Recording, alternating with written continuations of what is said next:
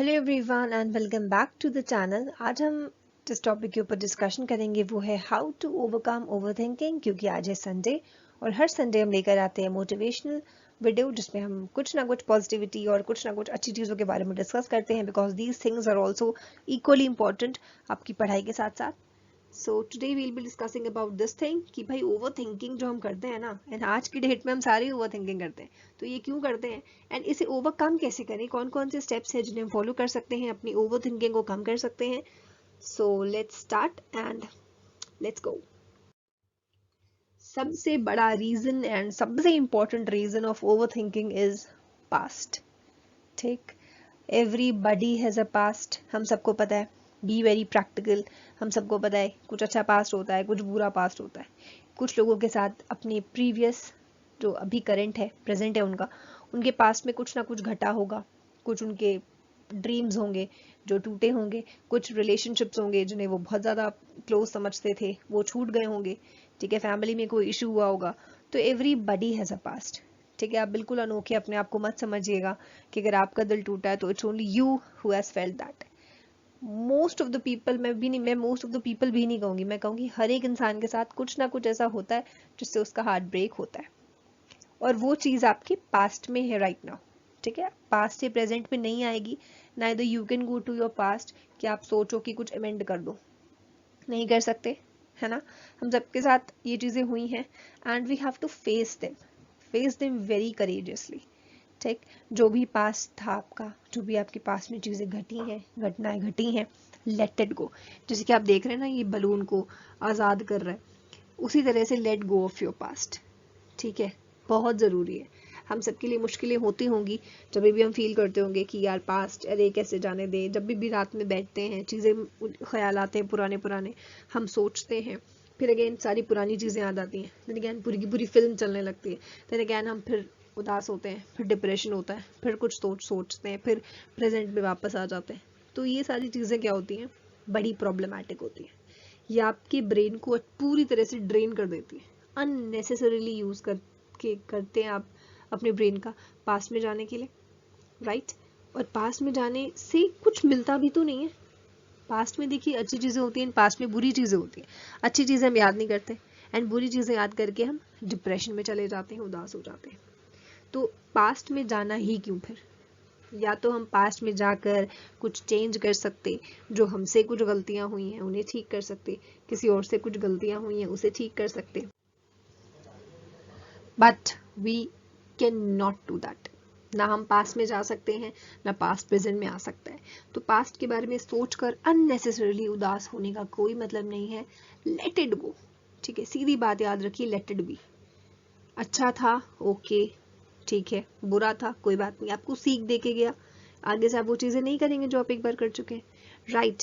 तो इस वजह से पास्ट को पास्ट में ही रहने दीजिए, इसीलिए उसे पास्ट कहते हैं। Let it be there only. अगर बुरा था तो लेट इट बी, और उसे प्रेजेंट में लाने की, अपने प्रेजेंट को अफेक्ट करने की कोई ज़रूरत नहीं है। आप प्रेजेंट में जैसे हैं, फ्यूचर को आप सारे के सारे अभी क्रिएट करेंगे, है ना। फ्यूचर आपका आने वाला, सपोज आपका जो भी है, आप किसी एग्जाम को क्रैक करना चाहते हैं, तो वो एग्जाम आपका कैसे क्रैक होगा? तभी तो क्रैक होगा ना, if you are planning about it and you are working hard about it today, present moment में। तो प्रेजेंट मोमेंट में काम अच्छा करके फ्यूचर अच्छा बनाया जा सकता है ना। बट प्रेजेंट मोमेंट में उदास होकर अपने पास को अच्छा या बेटर नहीं कर सकते। ठीक, सो लेट इट गो। सबसे बड़ी मुसीबत होती है पास्ट, उसे बिल्कुल दूर करिए एंड उसके बारे में बिल्कुल नहीं सोचना। Then comes live in the moment. Very important and very prominent message जो सब एक दूसरे को बोलते हैं कि यार मोमेंट में रहिए, है ना। आप अभी जहाँ हैं, बी देयर। जैसे आप यहाँ पर देख सकते हैं लिखा हुआ है हेयर एंड नाउ, जहाँ पर अभी हैं एंजॉय दैट। खुशियों का वेट करना कि तब होगा तब हम इंजॉय करेंगे, अरे वो खुशी मिलेगी जल्दी से, वो सपना पूरा हो जाए तब हम अच्छे से खुश हो पाएंगे, लीव दैट। ऐसा करेंगे तो कभी भी जिंदगी में खुश नहीं रहेंगे। अभी हमने देखा कि कितने लोगों की डेथ हुई है कोरोना वायरस से, कितने लोगों ने, कितने यंग लोगों ने इस दुनिया को छोड़ दिया। तो क्या उन यंग लोगों के सपने नहीं होंगे? ऑब्वियसली होंगे, but they were so unfortunate कि उन्हें, उनके साथ ये चीज़ें हो गई। तो आपको क्या करना है, इससे हमने ये सीख लेनी है कि यार लाइफ इज अनप्रिडिक्टेबल, कल हमारे साथ क्या हो जाए नोबडी नोज दैट। तो अभी प्रेजेंटली आप जहाँ पर भी हैं, जिस भी मोमेंट में हैं, जो भी कर रहे हैं, enjoy that, live that moment. उसको जो भी पल है यार यही है, जिंदगी में खुशियों का इंतजार करना is waste. Life is not in our hands, life is unpredictable. ठीक, इस वायरस ने हमें ये चीज सिखा दी है। तो लिव इन द मोमेंट, आप जिस वक्त जहाँ हैं एंजॉय दैट, आपके पास जो भी है उसमें खुश रहिए। बड़ी चीज़ एक्सपेक्ट करने का कोई इंतज़ार मत करिए कि जब ये होगा तब करेंगे, जब वो होगा तब करेंगे। ये वो हो ना हो, हमारे हाथ में लाइफ होगी कि नहीं होगी यही हमें नहीं पता। हम रात में सब सोते हैं, अलार्म्स लगा के सोते हैं, है ना, बट कैसे अलार्म लगा लिया, हमें कैसे पता कि हम जिंदा उठेंगे या नहीं, है ना। दिस इज समथिंग जो कि बहुत रियलिस्टिक बात है। तो जो भी प्रेजेंट है आपका, जो भी है आपका करेंटली जहाँ पर भी है, उसे अच्छे से एंजॉय करिए। फ्यूचर के लिए प्रेजेंट की खुशियों को ताक पे मत रखिए। Be in your present and live your moments. Then comes take control of your emotions, very important. बड़े सारे लोग भावनाओं में बह जाते हैं, लोगों के इमोशंस में बह जाते हैं।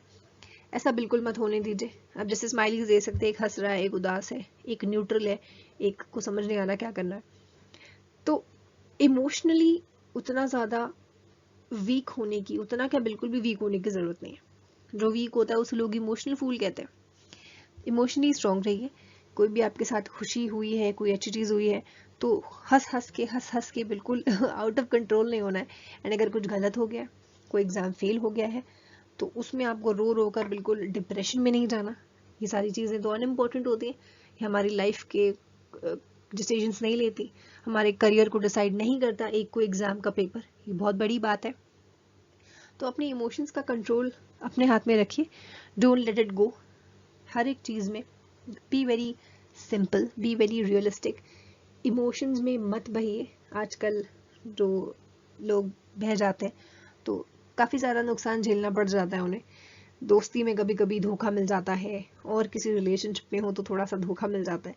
तो बी प्रैक्टिकल, क्योंकि आज का जो ज़माना है ना 2021 काफ़ी चेंज हो चुका है, काफ़ी मॉडर्नाइज हो चुका है, और लोगों की थिंकिंग, लोगों की मेंटालिटी बिल्कुल चेंज हो चुकी है।